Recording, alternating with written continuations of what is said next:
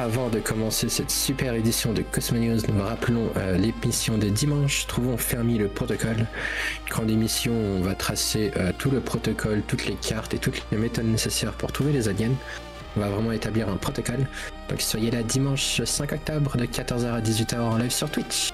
Avec la taverne de Celiana en guest. Comment pouvais-je les oublier? Et on aura Raven, le gars, Reki et Vermi. Une fine équipe qui jouera contre Trixie et contre vous à un grand quiz.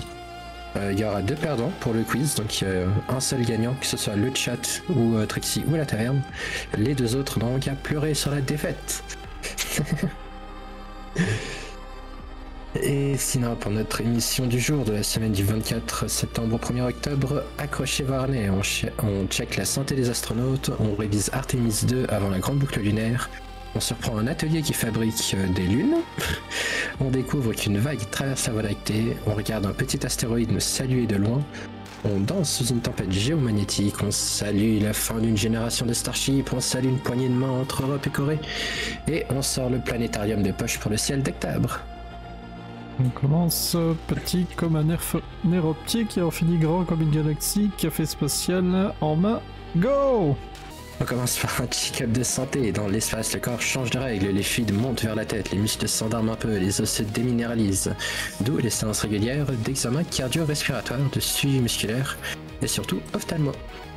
L'idée est simple, là, c'est de comprendre comment l'apesanteur modifie la vision, les nerfs optiques, la rétine, les pressions intra-auriculaires, et de prévenir les soucis sur des longues missions. Traduction, garage. On branche la voiture humaine à la valise de diagnostic. Si un capteur bip, on ajuste l'entraînement, l'alimentation, l'hydratation, voire des contre-mesures. Parce qu'à 28 000 km/h, lire une checklist floue, c'est non. Oui, c'était donc le 24 septembre, une étude publiée par la NASA pour un suivi qui n'est pas anecdotique, qui sert à bâtir des protocoles pour Mars, dont on parle beaucoup. Et en clair, ce qu'on mesure aujourd'hui dans l'ISS, ça dicte toute la trousse de secours et toutes les routines que l'équipage aura besoin pour les futurs voyages de demain.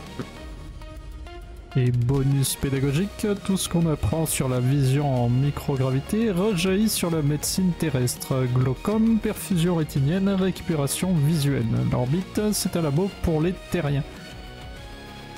Et ça, c'est quand même très très classe, surtout que là, on retrouve beaucoup des noms qu'on avait vu passer, justement, qui allaient sur l'ISS.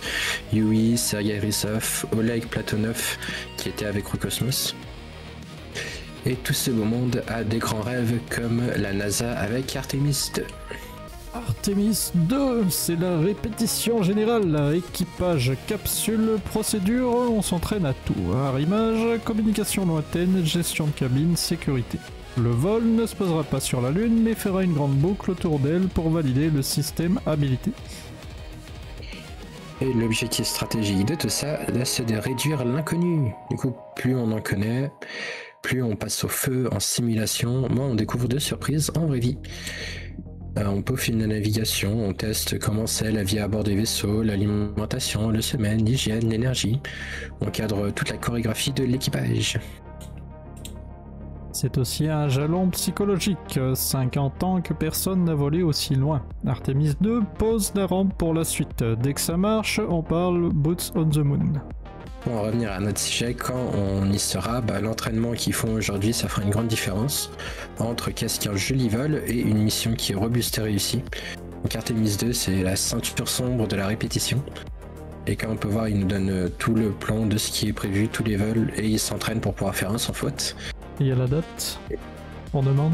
La date, calendrier, voilà. Les responsables de la NASA ont défini une fenêtre qui s'ouvre le 5 février jusqu'au 26 avril au plus tard. Mais on a appris le nom de la capsule Orion, elle a été baptisée Integrity. La bonne intégrité qui va dans l'espace. Il y en a qui seraient contents. Le bon stand de South Park. Et donc, pour préparer les missions sur la Lune, on va faire un autre retour sur la médecine à bord des fusées. Grâce à une nouvelle actu de la NASA. Le retour sur la médecine spatiale qui était le 25 septembre. Il y a 2 enfants en une. Ils ont testé un brassard de cuisse, une compression douce, dans la lecture, une compression douce pour rediriger le sang vers le bas du corps et éviter que tout s'accumule dans la tête. Donc ça fait moins de pression dans l'œil et moins de mal de tête, donc un meilleur confort.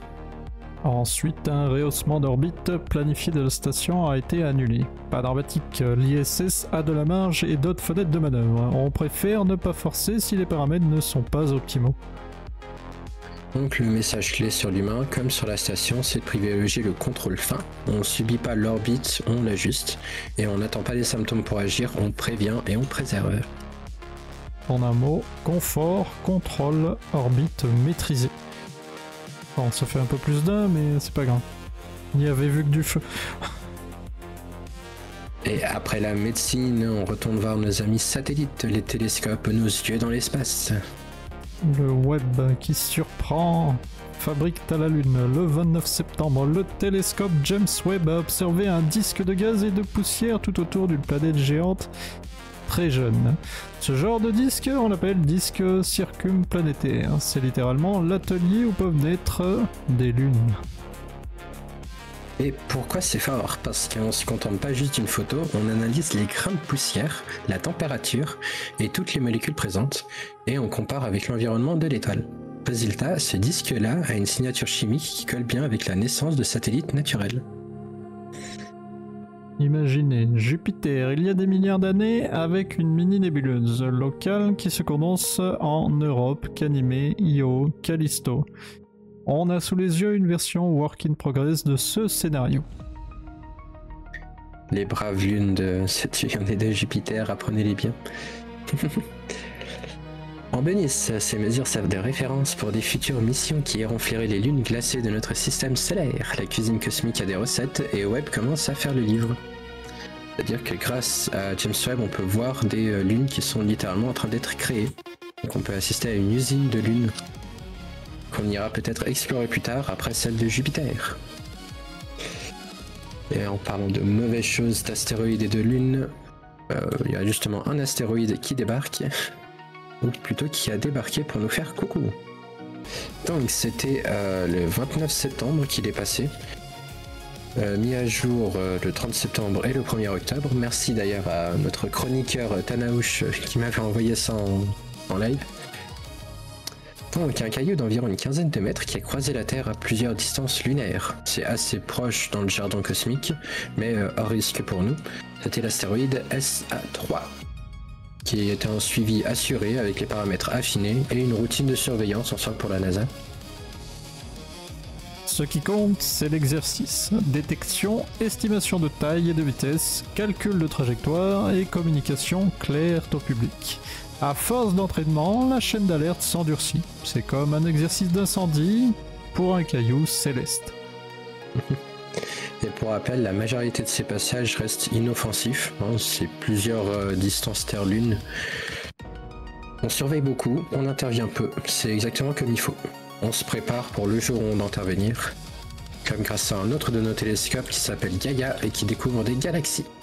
Gaïa détecte une grande vague dans la Voie lactée. C'était le 30 septembre. Le satellite Gaïa cartographie les positions et les vitesses des étoiles. En compilant ces cartes sidées gigantesques, on voit apparaître une onde géante qui se propage dans le disque de la galaxie, une houle stellaire. Et d'où vient-elle? Probablement d'interaction gravitationnelle de notre passé, passage d'une galaxie à une oscillation des disques. Ce n'est pas joli à voir, c'est une trace facile de notre histoire galactique. Comme des rides à la surface d'un lac après qu'on y ait jeté un caillou. Sauf que là, le lac fait 100 000 années-lumière de large. Et ces rides racontent une chronique.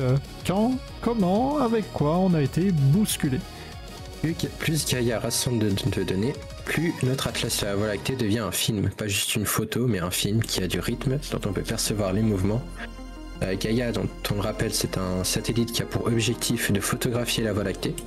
Et plus elle avance et plus elle nous montre des choses claires. Plein de mystères.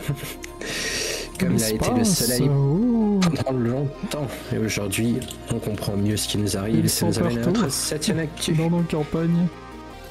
Pour les choses qu'on comprend, comme maintenant le soleil auquel on a envoyé un paquet de satellites, on a eu le 30 septembre, le soleil qui nous catapulte un paquet de particules et le champ magnétique vers la Terre. Résultat, G3, un niveau très fort sur l'échelle des tempêtes. Et pour nous, c'est la promesse d'aurore spectaculaire jusqu'au sud plus que d'habitude. Côté technique, ça secoue un peu. Traînée atmosphérique plus forte que les satellites bas, communication radio parfois capricieuse, GNSS qui perd un chouïa en précision. Rien d'apocalyptique, mais on surveille. Et le petit truc à comprendre, c'est que quand l'orientation magnétique du vent solaire s'emboîte dans le mauvais sens avec la nôtre, il y a un couplage qui s'intensifie et une tempête qui grossit. C'est le mauvais alignement parfait, en somme. Moralité pour les passionnés, appareil photo prêt, pour les ingénieurs, tableau de bord ouvert. Et tout le monde profite du spectacle. Notre prochaine actu, le dernier vol d'essai du Starship. La version 2.0 et c'était le 1er octobre, annoncé comme le dernier de la série V2.0, ce vol doit clore un cycle de tests. Ascension, séparation, rentrée, gestion thermique. L'idée est de valider ce qui est mûr, lister ce qui doit évoluer et passer à la prochaine itération. C'est la stratégie de SpaceX, on apprend en volant, quitte à éclater un paquet de fusées dans l'espace avant de réussir. Mais là, ils vont réussir à fermer le chapitre d'une version. C'est C'est capitaliser les retours d'expérience, c'est de monter en puissance. Et le prochain Starship visera encore plus haut, encore plus loin et avec encore plus de précision. Et au-delà de l'objet lui-même, c'est un enjeu d'écosystème, cadence de production, opération de pas de tir, logistique de réutilisation. Tout ce qui rend un programme crédible. Et tout ce qui permet à SpaceX d'enchaîner les vols semaine après semaine. Cette fois, pas de Falcon Punch, des Starlink ont été envoyés. Mais pour éviter les répétitions, on va directement passer à une info sur l'Union Européenne, car l'ESA fait des bonnes choses. Les pages se tournent, un nouveau Starship se lance. Et l'Europe signe un accord avec la Corée du Sud, qui officialise leur coopération. Au menu donc de la météo spatiale pour mieux prévoir les colères du soleil et un partage d'infrastructures au sol pour les communications avec les sondes. Concrètement, ça veut dire plus de couverture et plus de redondance. Si une antenne européenne ne voit pas une sonde, une antenne coréenne peut prendre le relais. Et inversement, résilience plus. Et côté héliophysique, mutualiser instruments et données permet des alertes plus fiables. Parce que entre un satellite qui plante et un réseau électrique qui grésille, mieux vaut être prévenu 10 minutes plus tôt qu'à d'arrivée d'astéroïdes. Une alliance utile, moins de blabla, plus de capteurs qui parlent ensemble. Ouais, la grande alliance Europe et Corée. On s'y attendait pas, on n'avait pas vu ça venir dans les dernières émissions de Cosmo News, on avait beaucoup parlé du Japon, mais la Corée s'allie de nouveau à l'Europe. Le Potokim. Le Potokim, c'est exactement ça. Le grand Potokim. Comme il l'appelle dans le milieu. Et du coup, pour terminer en beauté, parce qu'on adore vous montrer des belles choses qui se passeront dans l'espace. Ah, mais c'est pour ça qu'on apprécie l'espace à sa juste valeur, parce que c'est magnifique. Le ciel d'octobre. Le guide du mois réunit l'essentiel pour observer sans rater. Phase de lune, rapprochement visible, période où Jupiter et Saturne sont faciles et surtout les étoiles filantes du mois, Draconide en début d'octobre, Orionide autour de la 3e semaine. Et la Lune et Saturne, devinez quand c'est, le 5 octobre. Tout pour vous dire que le 5 octobre sera une journée spatiale. Venez passer l'après-midi sur Fermi avec nous et admirer Saturne le soir. Comme conseil flash, sortez en début de soirée, donc après l'émission. Et pour Jupiter, visez le milieu de la nuit quand elle est un peu plus haute. Pour les essaims, il faut privilégier un ciel assez sombre, donc assez loin des lampadaires, plus en campagne. Et notez des heures de direction pour vous créer comme un petit carnet de ciel. Il y aura plein de choses à regarder.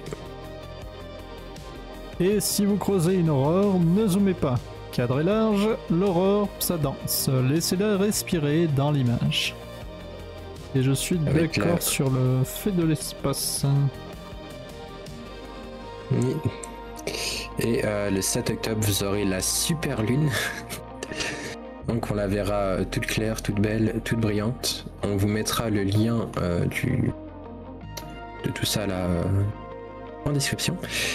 Et le 14 octobre, vous avez d'autres infos. On essaiera de vous faire passer le message tout au long des Cosmo News. Prochain guest. Thomas Pesquet, mais si seulement. Hein. Puis moi, je suis pas loin du CERN.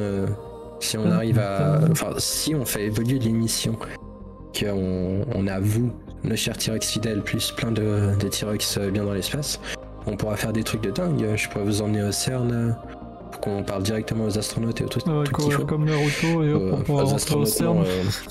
Aux scientifiques qui travaillent sur les technologies du futur. Et surtout, si un jour, grâce à tout ça, je peux aller visiter une usine de graphène pour vous montrer comment ça marche, putain, mon rêve sera réalisé. Alors soutenez la chaîne, car cette semaine, on a pris les poules des astronautes, on a huilé Artemis 2, on a surpris une usine à Lune, on a surfé sur la houle galactique, on a fait coucou à un petit géocroiseur qui a traversé, on a traversé une tempête solaire, on a tourné la page d'un Starship, on a serré la main des alliés, et on a préparé nos nuits pour le mois d'octobre. Restez curieux, gardez vos capteurs ouverts, ceux du cœur et ceux des télescopes. On se retrouve la semaine prochaine, même orbite, même énergie. Et d'ici là, levez la tête, le ciel a toujours quelque chose à dire. Ouais, merci à tous et passez une bonne soirée. Bon, bonne soirée pour les travailleurs et une bonne journée pour les chômeurs. À la prochaine. J'aime bien comment ces choses-là sont emplies de vérité.